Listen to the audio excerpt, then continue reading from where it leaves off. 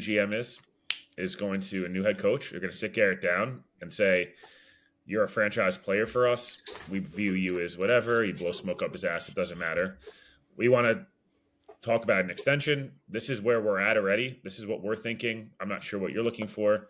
By the way, it benefits the Jets greatly to get an extension done because Jamar Chase is up for an extension this offseason, who's obviously objectively a better player and accomplished way more. But that's not how getting paid works in the NFL. Getting paid works is when you get paid. And CeeDee Lamb just got paid. Justin Jefferson got paid. Guess what? Jamar Chase is up next. And Devontae Smith you're probably looking more at Devontae Smith deal with Garrett, which would be great. But there's precedent to get it done after year 3. I think if the Jets can say, look, Garrett, like you're going to get 150, 160 targets a year. We're going to get this thing right. We're going to start winning.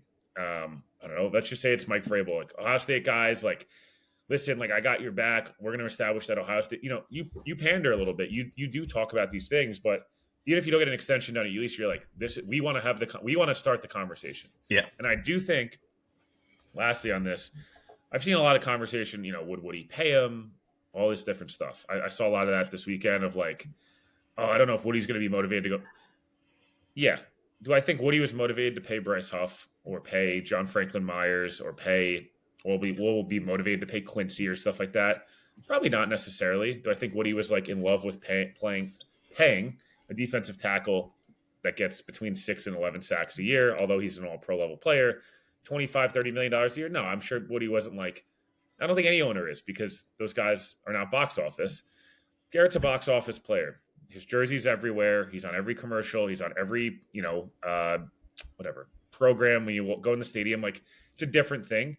So, yeah, owners are motivated to pay those type of guys, quarterback, the star receiver, the star corner, the star running back, because they sell tickets. People go to games to go watch Garrett Wilson. So I'm not worried long-term yet, but this is a priority, probably 2. Priority 1 is understanding quarterback, right? I think that's a given. But after that, priority 1 for the next GM and head coach is get Garrett, sit him down, and be like, we want you here. What's the number? And help us fix this thing. We need you to be a leading voice in fixing this thing and reestablishing that confidence you mentioned, earlier. Yeah, for sure. And to your point about, marquee players, like right, wrong, or indifferent, we saw it in the Giants' Hard Knocks in the offseason of Mara having real problems with letting Saquon walk because of the jersey sales, which is like a terrible thing. You don't want to hear it from your owner, but it does change the conversation around will the owner be willing to pay this person or not, right? Yeah. And I think the other thing that probably needs to be said is, in addition to the money and the commitment and all that stuff, you probably also need to start involving him in a steering committee type thing about decisions and where the franchise is headed. Like, you can trust this person, bring him in, right? Give him a hug, bring him in, make him part of it, and then go from there. And I think we can all agree that probably the current configuration of quarterback, wide receiver 1, wide receiver 2 is not working. So it needs to change somehow. It can't be those 3 again. And however that looks, like, we need Garrett to stay. So you start looking at those other 2 spots. And so I think I'm in favor of Devontae sticking around if Rodgers is not here. But for the purposes of this conversation, we've established that the wide receiving group is terrible outside of those 2 guys. Like, Lazard is gone. Obviously, there's an out in that contract. Corley. Saleh literally said it. Yeah, exactly. Said it out loud. Yeah. So Corley might not be an NFL player. Xavier Gipson is not an NFL player. Irv Charles is a special teamer at best. There's nothing there. So moves need to be made. You assume they're probably going to draft somebody to bring in. But for the purposes of this conversation, I'm going to read off a couple names in the pro market, and you just hit me with a yes or no on your willingness to bring this person in for next year. And I'm going to start with a bunch of the names at the top of the market, and then I'm going to hit you with some more value names down at the bottom. So I'll start with probably the top name available, T. Higgins. Yes or no? I mean, I would, but there's zero chance the Jets are paying Garrett and paying. Yep. And paying T. I would have said a year ago, probably would have been a guy, but it's not. That doesn't. Stephon Diggs, off a knee injury, probably a short-term deal. Okay. No, I'm good. Amari Cooper. Also probably good because Well, I think Cooper is still a really good player, and I get it, and again, we'll see how like the end of the year kind of goes, cold in Buffalo and the whole thing. He just seems to get hurt a lot, and I know he's been healthier recently, but it does feel like he's a guy who's going to be 31, go playing during next season, his age 31 season. Sure, maybe on a short-term deal, but like, is his skill set that much different than Garrett? The Jets have to get varying skill sets in their receiver core, and I don't know that Amari Cooper is a varying skill set. Good player, just not sure he's the right fit for the Jets. He's also like younger Brandon Cooks. Like, why are you on 4 teams, bro? Like, what's going on? Why are you on 4 teams before you're 30 years old? At some point, when you're on so many different teams, there's 2 options, right? There's one that it's like using a Sam Darnold or a quarterback where it's like, yeah, you bounce around because, of the way the volatility of that position, or he's not Hassan Reddick, but like just the point of like Reddick's like this elite pass rusher, right? Or was at least at one point in his career. And he's been on 4 teams, gonna be on his 5th team for his age 30 season. It's like, as a first round pick, man, like that's a lot of teams to be switching over and over again. That usually means it goes sour quite quickly. Yep. So I'm going to skip over Brandon Cooks since we basically just had the same conversation. Chris Godwin off a knee injury. 100% would be down for Chris Godwin. I would be shocked if Tampa Bay lets him leave, but that's a player where like, yes, I would have loved to trade for him last year. Okay. Again, who knows what it'll be. I don't know if like his market will be diminished based on the injury, and this is the second serious injury in a course of 4 years, but he'd be a name like you were betting on background, work ethic, toughness. Like he's a tough motherfucker. That's not a guy I would be upset if it was on the Jets roster next year. Okay. Hollywood Brown. Sure, because he can stretch the field, and if you want to have that varying skill set, also hard pass at the same time because the drops, and it feels like he's another guy who's hurt all the time. And like the older you get, I just don't know that you get healthier. And he's especially at those spots. And yeah, I mean, he's only going to be 28, but maybe I say it best. All right. So now I'm going to go down market a little bit. Obviously, this is not going to be a complete list. There's probably 50 free agent wide receivers next year, but I'm just going to hit on a couple of them, either that I like or the age is attractive or whatever it is. Zay Jones. Nick Westbrook-Ikine. There's a couple other names I'm just curious if you're going to mention that I'm much higher on. But again, like, sure, depending on the, one for $5 million is your wide receiver 3 or wide receiver 4, sure. Like, I'm open to that type of situation. It feels very Jets-ish, like going back to like, bringing in like Justin McCarrons and like, just like guys that are like, you're like, all right, fine. But yeah, like, they're not. All right. Did you answer Westbrook-Ikine? Sure. But like okay. Sure. Brandon Powell. Again, sure. It depends. He's a guy like you look at if you were like, hey, I'm bringing over KOC's offense with, whoever. And he's a guy who can know the offense and be a wide receiver 3 in camp, who's really your ideally wide receiver 4. Yep. Rondale Moore. No, because to me, although his age is attractive, like if you're going to roster Corley, like rostering another guy that has a similar role of like, sure, again, if you hired Cliff Kingsbury, sure, but like ideally the Jets aren't doing that, so I probably would pass on that one. Van Jefferson. Sure. I wonder if the knees are all right, but like again, short-term deal would be open to it. Josh Palmer. I would 100% be open to. I'm not saying he's a great player by any means, but I feel like he's always open, and maybe it's just like every time the Chargers are on, I'm always like, oh, Josh Palmer is like decent player. Like, could he, he's got an opportunity this year. And like, I'm not saying again, by no means is he your future wide receiver 1, but no, every week he's getting like 5-6 targets a game this year. Like 2 years ago, he was 72, 769 and 3 touchdowns. Like that. Could you get something like that? It's not terrible. I'm gonna finish this conversation up on a fun one. Greg Dortch. Yes. I'm looking out for him. A couple other names you didn't mention there that I would be open to based on skill set. Darius Slayton and DeMarcus Robinson, both guys who stretch the field. They're not overly consistent, but like DeMarcus Robinson's had some amazing plays this year with the Rams. And I don't know if you ran out, like, let's just say they draft somebody. I don't know, maybe they draft someone in round 1, but likely probably not. I don't know. They have next year. It's Garrett, Corley. Although I don't. Well, I'll talk more on that at a separate time. So the only reason I didn't bring those two guys up Yeah. is their veteran status with the money they're going to command with what they're bringing to the team. I felt like didn't match up. In that, But no, for if sure. their market slides, then like hell yeah on those guys. Yeah. All right, I'm going to move it into Olu. Tell us what you learned about Olu and his injury. Yeah, I would say, based on what I know, I would say, how can I phrase this properly? He's going to go on IR. That's not shocking anything. The good news is, it seems like from initial testing, things are positive. No major foot or muscle injuries, and no Achilles. So good news there. But going to go on IR, but likely avoided any major foot, Liz Frank, Jones fracture, anything like that, and avoided any type of muscle injury. So good news again. Initial test this morning. That's what I was told, but yeah, they're good news. He's not going to play again this year, but hopefully be ready to go. OTAs and full offseason program. So who's playing left tackle the last two games? Is it going to be Max Mitchell or is that just an in-game thing? So here's my this is my and why isn't it Carter Warren? I'm frustrated that Carter Warren's not in a place where they're like, all right, dude, get out there.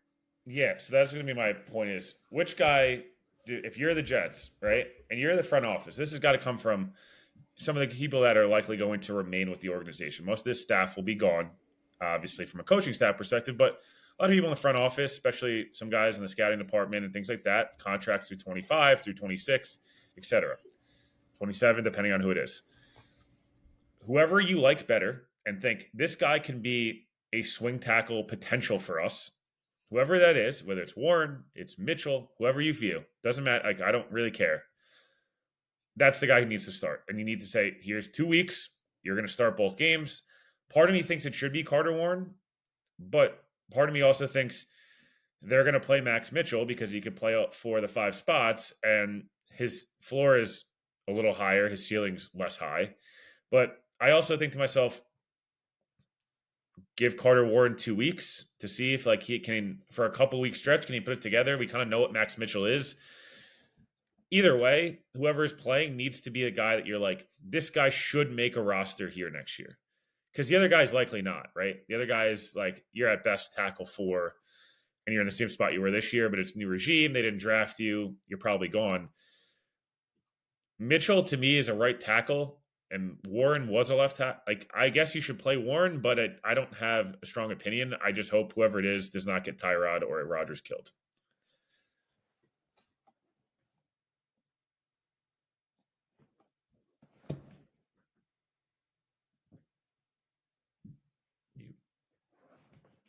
Talking on mute. Sorry about Oh, that. yeah. This year's a little different in that they have had a lot of offensive line injuries, but they've avoided having them all at the same time, like they had the previous couple years, where at certain points it was just a total mash unit out there of backups. So they haven't really had that, but they have had pretty significant injuries across. Like you lost Schweitzer for a good period of time, you lost Tyron Smith. Now you're losing Olu for the season. You lost Moses for a couple games. AVT got banged up a little bit. Titman's been pretty solid, but I think he missed plays here and there.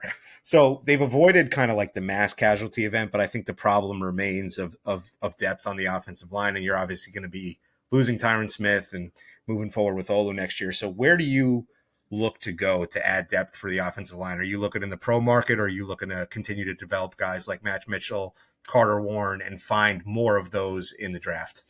Just as an update, Rodgers on McAfee just now said he reiterates he's open to a pay cut and willing to mentor a rookie in 2025, but is undecided on whether he wants to play. Just want to say, I'll say it here, and glad to. I have a weird suspicion he's going to retire if he gets 517 starts. I think there's a chance he just goes. He gets paid out on whatever he gets paid out on. I'll have a breakdown of his money if he retires, but part of me thinks he might retire. It feels like even when he gets healthy, he still gets rolled up on, and it's I don't know that I think Aaron's pretty prideful. So part of me thinks he'll play next year. And again, I'm not totally closing the door on that, although it seems like it's probably for the best, maybe if they have a better plan. It's, again, up to the head coach and GM, but he's hinted at retirement a few times, and I just wonder if the Jets are like, sure, please retire. It's probably better cap wise. In terms of the offensive line, I'd like to kind of draft one, sign one. Can you get a cost effective guy who could play both spots, even at a league average level? Hey, he could play some left tackle, play some right tackle, could fill in a guard. And then I would look, maybe round 2, round 3 of the draft. I don't see the Jets drafting offensive linemen, but again, maybe, I don't know, if you traded back, again, they got to sign Morgan Moses first because that conversation quickly changes if they don't. But if they're able to, maybe, you're looking at a top 50 pick and taking a guy who, hey, he could be a guard / tackle. We're not sure, but he's definitely not a left tackle, probably a right tackle. Can he sit for a year, learn from Morgan Moses, and kind of do what Olu did? And if Moses' body fails, similar to what Tyron Smith did, hey, he's filled in your starter. At this point, Olu's in year 2, Tippmann in year 3, AVT in year, I guess, what'll be 5. So, they'll have a shot of, there'll be enough veterans in the room to kind of help that guy out. My one thing is, and this is not a criticism of Tyron Smith, but to me, Tyron Smith has always been a guy that's like a Lamborghini, right? He needs his body to be in tip-top shape to be on the field, and he'll take time off if he needs to get into tip-top shape because he is finely tuned machine, right? Like Hall of Fame player, not throwing any shade on Tyron Smith. Morgan Moses is a pickup truck, that you've had since the 90s that just goes out there and gets the job done. Like that dude could be all banged up, all mashed up, and he's going to go out there and play. And so I think that's the difference between those two guys. And I think my big thing going into this offseason, and I don't think it should be a problem because we're going to have a different player personnel regime in charge, but please stop doing the aging, very good veteran thing because you go all the way back to Ryan Khalil. It has never worked here. It has not worked once, right? It has never been a good short-term solution for the Jets. And so please just stop doing that. I would rather try to pluck somebody off another roster who has maybe been overlooked because he's behind a good player than to go down this aging veteran route again. I'm just done with it. Please bring in players who can stay on the field and start betting on potential rather than trying to pay for long-term success that has already happened and probably won't happen again. I agree. I think because it's so solidified elsewhere that getting Moses back and even getting a league average or replacement level player at right tackle, it should be can you find a Morgan Moses type, that's maybe a team that has an inflated salary cap issue. Hey, we're betting on this guy to stay healthy, but him and the combination of him and Moses and a rookie, someone will combine us to get 17 games, and hopefully the rookie, takes over for both these guys by the end of the year. The Jets are in a spot where they have a lot of needs, but they also don't. It's it's just a really weird offseason. I don't feel like they have a million needs, but they kind of do at the same time. Well, I think this is a good transition to the defensive conversation. We're already up at 46 minutes here, so I'll try to motor through our last couple points here. But so I want to talk about the defense and specifically we'll cover each level, right? And who gets to stay and who gets to go. And I don't want to go crazy looking at the pro market because I think a lot of this is going to come in the draft. But I just want to point out a couple names in each spot, right? And so on the defensive line, it's Will McDonald, it's JJ, it's Quinnen staying, and you assume the 3 rookies, right? The 3 undrafted rookies, Watts, Taylor, and McGregor are going to stay around. I don't know if it serves any purpose to continue to bashing on Michael Clemens and Javon Kinlaw here. They stink. Everybody knows they stink. Hopefully they're not here anymore, and hopefully we don't have to talk about this anymore. But I think it's pretty safe to say that those 3 guys are going to be the ones who stay, and then the 3 developmental pieces as well. And so if you're looking at potentially 8 roster spots or 9 roster spots on that next year, you're looking at bringing in at least 2 players. And so you could be thinking somebody like a BJ Hill or a DJ Jones if you're looking to go in kind of the expensive market to get that run stuffing player. You could be going in the draft to add that run stuffing player if we're in that money zone of 8 to 12, right, in the draft order, and we can get the kid from Michigan. That's kind of a different story. What are your thoughts on that position and what needs to happen there in the offseason? They need a total facelift on the defensive line. I will not stop with Joe Douglas butchered this. And I understand he did a lot of other good things well. He did a really good job building this initially. You're getting Jermaine off the Achilles, which I think he should be. If you see the way Rodgers with the speed bridge and AVT, guys who went to similar doctors, it seems as Rodgers should be good, right? He should look at least pretty much the similar guy. But we saw with Carl Lawson, who looked like shit after.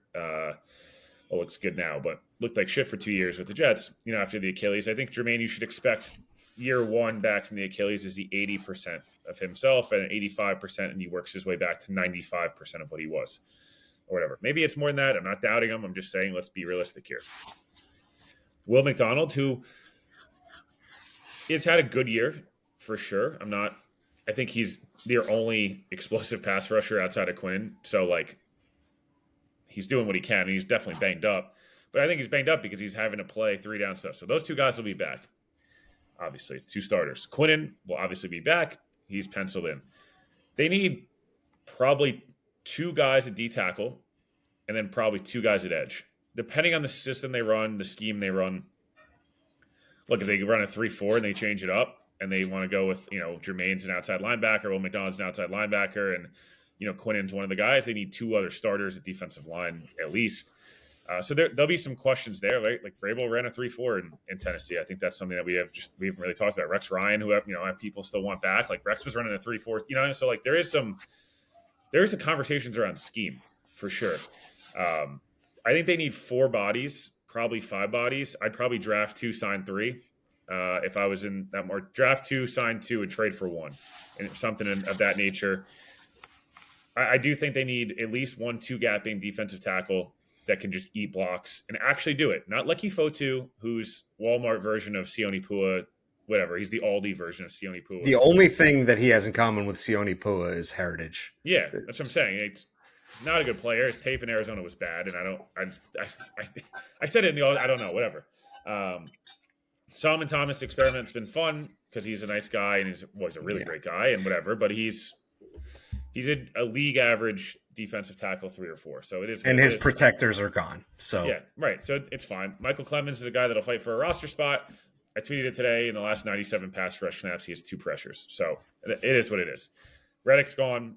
Leonard Taylor's probably a roster spot fighting guy. Probably gets on because good pedigree in college. And, we've been over the Leonard Taylor stuff. McGregor and Watts, one of the 2 will probably be here. The other guy will be a practice squad guy. And again, those are guys fighting for roster spots. So Mason Graham, Abdul Carter, there's guys that, they're the edge or the defense tackle route. Those are real things. But there's also the pro market, why have the Jets never gotten the Linval Josephs of the world? Why can't you just they did with Al Woods and it worked? Can you sign the 33-year-old to play next to Quinnen and eat blocks on 1st and 2nd down? Because that on 3rd down, you could kick Jermaine inside at times. You could kick these different guys around. And so they're going to need to add a starting level edge, at least, and a starting level defensive tackle and depth. And that's why it's not worth it to go after a BJ Hill or a DJ Jones. DJ Jones, as good as the Denver's defensive line has been, you just don't pay big money to that spot, in my opinion, because you can find value lower on in the market. Quentin Jefferson is also going to be a free agent next year, and he's 32 years old. So you can find – it's an unsexy position that you need somebody to just eat up blocks and eat up the run when it comes to these guys in round. Look at the Titans, right? And again, the Jets weren't in a position to do this, I guess, but because he went beforehand. But why? Who's look at your roster, look at your draft board, and go, okay, who's 1 or 2 guys we can identify in day 3 or late day 2, early day 3 that can be our Tavondre Sweat. I'm not saying Tavondre Sweat was a first-team All-American. He totally fucked the entire draft process up. That's why he fell to the 3rd round. But the point being, that type of player that's he's 350 pounds and he's going to just lean on you for 40 plays a game, and he's going to eat 2 blocks, which means Quinnen can't be doubled. And if you double both him and Quinnen, because you have to, now Will McDonald and Jermaine are one-on-one every play. That's got to be the conversation. And if they do change scheme, you're going to priority of getting a nose tackle in here is going to be massive. So Quinnen's not playing nose, because if Quinnen plays nose, you basically are just wasting right. spot. Yeah, exactly. So, yeah, like I said, Mason Graham's legitimately going to be an option. There's other options out there, but then Jets hit on a swing tackle and a defensive lineman on the interior on day 3 for one. So Going back to the edge conversation, I'm going to ask you about two Eagles guys. Number one, does Josh Sweat shake loose? Probably not, but do you think he does? And number two, what does Huff's contract look like? Could the Eagles potentially try to get out of that? I think they could try to get out of it if they wanted to move off of Bryce and like just straight up cut him. They can't really cut him. They'd have to post June 1 him. They'd save like 12 or 19 of the 27 million or whatever that cap hit wise. His salary guaranteed next year is 16 million. That's like the 1 year of really big guaranteed money. This year was like 1 million, and then there's no guaranteed salary left. If they were to trade him, they'd only take a $5 million hit. So yeah, they probably will try to trade him realistically. If you're the Jets, are you calling them and saying, the thing is, like, it depends on the new system, new scheme, because if you're going to just run something similar to the Eagles, like, what's the point? But if not, would Bryce be open to coming back here? Would it be worth it? I'd explore both guys. I just don't know. I don't know. They're going to have to really – edge is going to be weird because it's like they've spent so much money on the D-line and so many high draft picks. I think fans are like – I just wonder if, like, does ownership look at it the way fans do it? It's like, oh, my God, again. But also at the same time, they need that, and you need to be able to hit the quarterback a ton of times. But, yeah, I'd explore it. Obviously, everyone knows how I feel about Bryce, but yeah, I don't know if it's worth it. So at the next level, we have Quincy. Quincy's locked up, but I don't know. I think people have wondered whether or not he's going to try to come back to the table out loud. Sherwood is going to be available. You've been on here saying that you think Mosley is probably at the finish line. And the free agent, the pro market for linebackers is, it's desolate. Like, you have aging guys, Levante David out there. You have Bobby Wagner out there. Like, obviously those are not realistic options. You could try to take a flyer on a younger guy somewhere else, but like, it doesn't really look that good there either. Like, how do you handle that position? Yeah, I think I think he's probably done. It sucks, but that'll be a conversation. I'm going to do a breakdown on Mosley and Rodgers, what happens if they retire in terms of their money. But in terms of Quincy, I don't know. I'd be really shocked if Quincy doesn't loudly or not so loud, or I guess not so subtly, wants a new deal. I think he would have liked a new deal last year. He has zero guaranteed money left, and his cap number next year is $7 million. He's making $6 million next year in terms of salary. Quincy probably feels like I was an all-pro, and I'm 29 years old. I don't really want to play on a 1 year, $6 million deal, and I don't blame him. And by the way, let me just interrupt you for a second. If that happens, right, Mm-hmm. the people who developed him are gone. So a world exists where the linebacker spot is completely empty for the Jets. Yes, it's not like it's the one spot on the roster we don't talk a lot about. Someone might go overpay Jamie and Sherwood.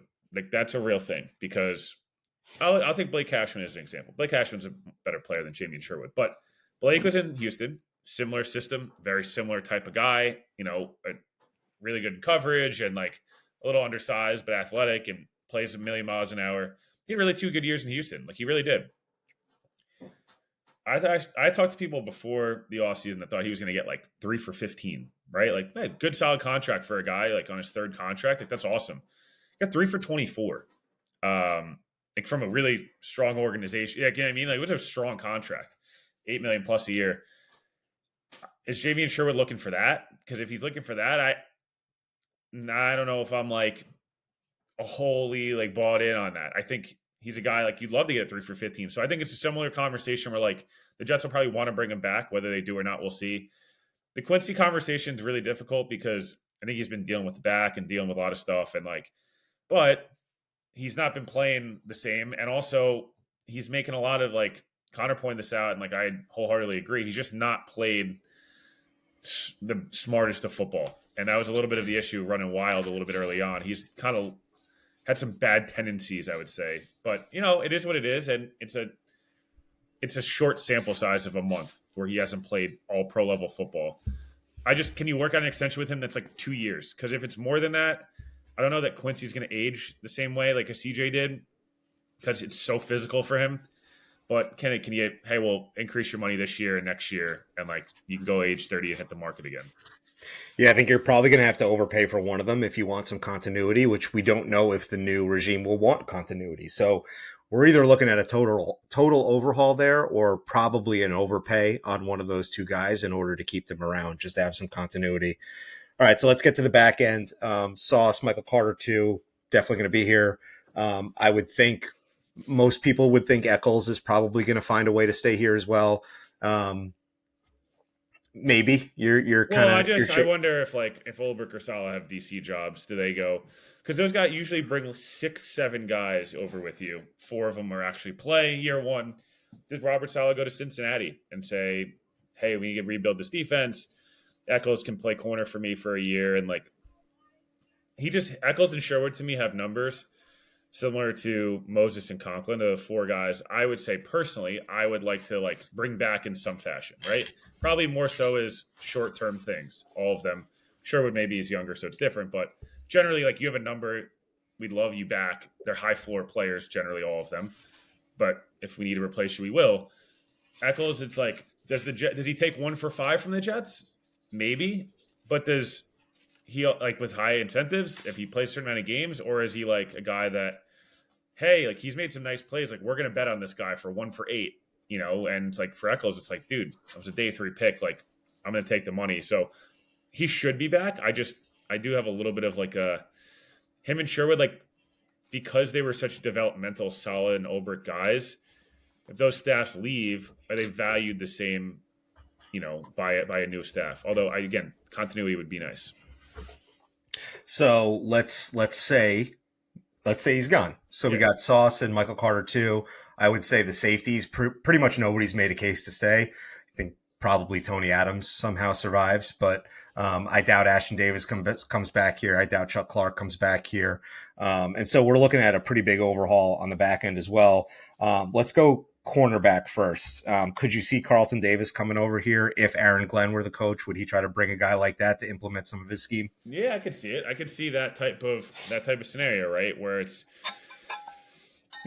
veteran, knows the scheme, knows the system, knows how to be coached. Davis is going to be coming off of a season-ending injury, so what's his market going to look like? That's a 3rd contract for him, if I'm not mistaken, 3rd or 4th for Carlton. I thought it was his 3rd contract, but whatever. Yeah, it's 3rd contract for him. So, that's an option.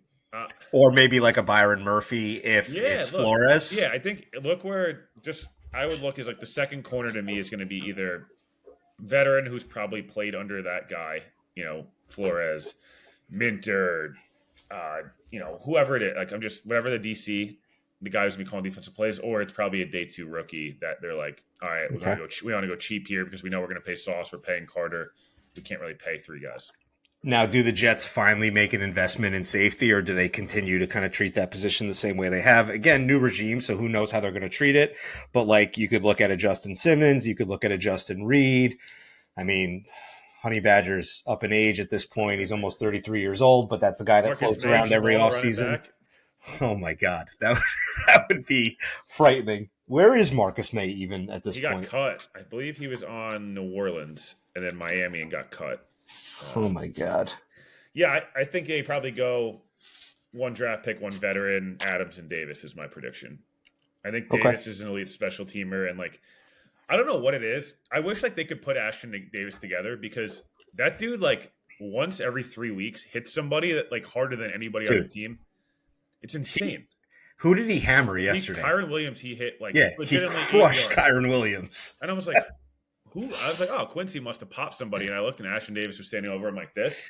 Like I was like, bro, what? And then and he's got ball skills too. Like he's a sneaky ball hawk. He's not always around it, but he has some ball skills. There's something. You're right. There's a lot of players on this roster that you're like, man, if they could just figure out how to unlock this player, there's something there. So that's my prediction is Adams, Davis. So no investment.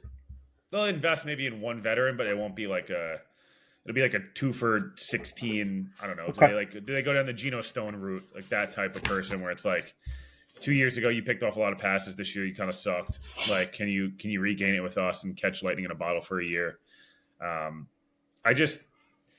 because quarterback and some of these other extensions and stuff like that, they're going to have to go cheap. I'd rather them go cheap at like safety and something than go cheap elsewhere. But I would like to see something of an investment. Maybe it's a day 2 pick at safety or something like that. Like a Yeah. high ceiling guy, not just all like, you know, like a stable, this guy could be here for 3 years. Okay. All right. So we'll finish it up here. We're over an hour. Another strong one, So over an hour from you and I here.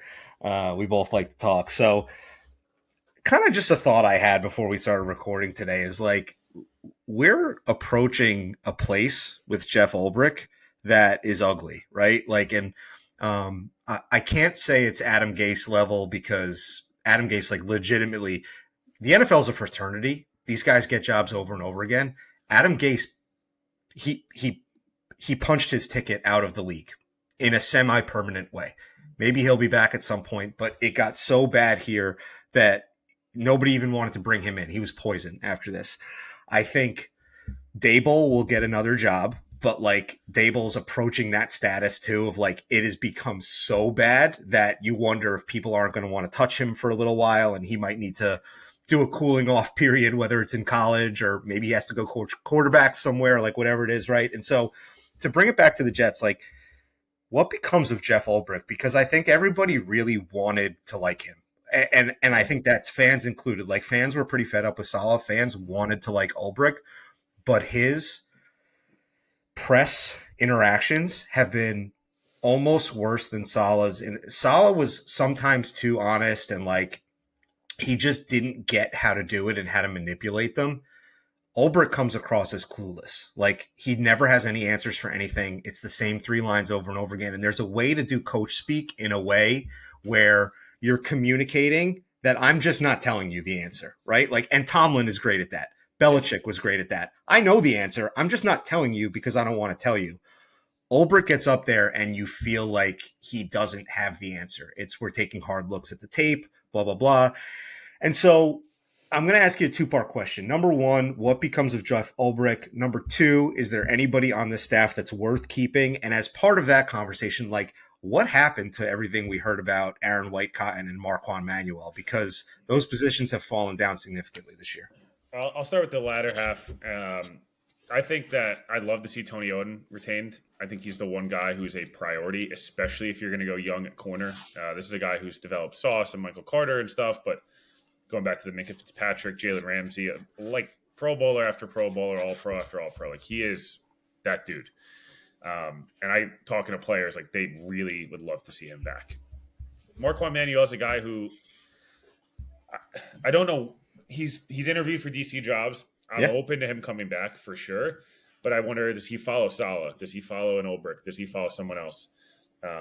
In terms of Whitecotton, I think a lot of these defensive staff guys you like to bring back, Rudiger and stuff like that too, who's done a really good job with the linebackers, like, in a vacuum. But unless you're going to run the same scheme, are these guys going to want to stay here, et cetera? So I'm open to bringing those coaches back. And I think there's a lot more that goes into why it's fallen off and things like that. If defensive attrition, scheme, everything's kind of combined into just a little bit of a clusterfuck.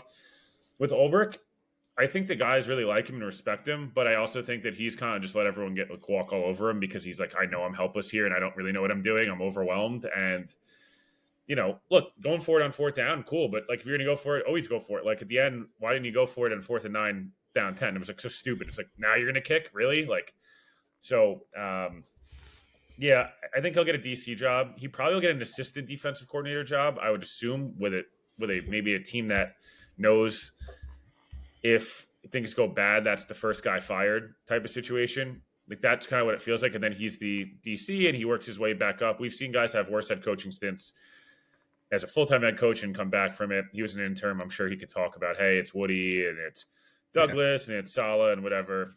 But yeah, Jeff's a good dude. He's a great football guy. It's tough. It's actually been really unfortunate to watch. Yeah. Oh man. Just another thing in the, like Joe said, this is like the last gasps of, like, everybody knows that nobody's coming back, and let's just see what we can put in our pockets on the way out the door type deal here. So thank you very much for joining us. I appreciate it. Will, any final thoughts on this, another over an hour podcast we got here? No, Good. Hopefully, the good news on Olu will make people happy. Other than that, try to enjoy your Christmas. I'll have stuff on my of all 32 of a TOJ pod before Christmas. If not, I'll talk to you guys later in the week. And obviously enjoy the holidays and spend time with friends and family. Yeah, absolutely. Merry Christmas, Happy Hanukkah. Stay away from the Jets as much as you can this week. Enjoy.